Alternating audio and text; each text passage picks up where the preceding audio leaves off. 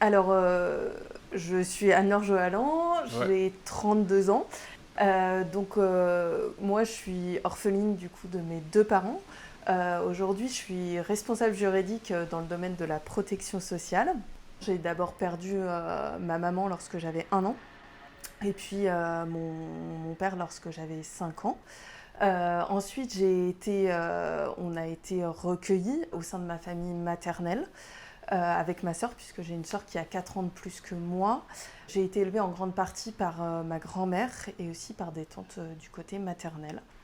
Moi, j'avais une tante qui nous a dit de toute manière, les filles, vous ne serez jamais comme les autres.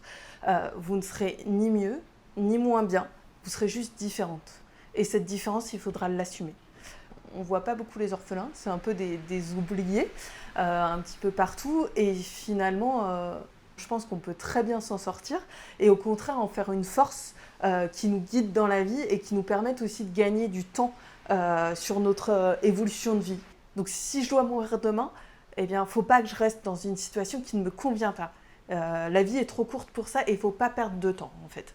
Quand on est orphelin, on se retrouve un peu à bord de sa propre barque, en fait, à mener sa vie, même si on a des adultes qui nous accompagnent et qui nous entourent, et même si moi j'ai une sœur, on se retrouve, on sait que en fait, on ne peut plus compter sur nos parents parce que ils sont plus là. Quand on a connu la mort de ses parents, de ses deux parents, qu'est-ce qui peut nous arriver de pire dans la vie? Finalement, moi je me dis, je m'en suis remise. J'ai les ressources intérieures pour m'en sortir, quoi qu'il arrive dans la vie. Souvent, quand il y a un problème, etc., ou quand je vois des gens qui ont un problème, je dis, mais est-ce qu'il y a eu un mort? Qu'est-ce qu'il y a eu? Voilà. On me dit non. Je dis, ah ben alors, c'est pas grave, on va s'en sortir, quoi. Et les gens sont souvent étonnés par cette réaction.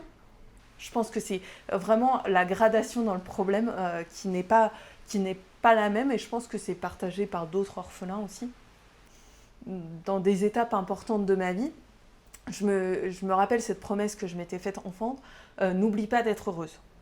Donc à partir du moment où moi je fais le constat que je ne suis pas heureuse, comment je peux adapter pour me rendre heureuse? Et aujourd'hui c'est un choix, mais que j'assume complètement et que je ne regrette rien au monde.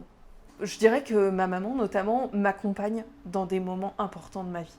De là où elle est, même si je ne suis pas croyante, je pense qu'effectivement elle peut être contente du parcours qu'on a eu et de ce que sont devenues ses filles. J'ai été aimée par ma grand-mère, j'ai été aimée par ma sœur, etc.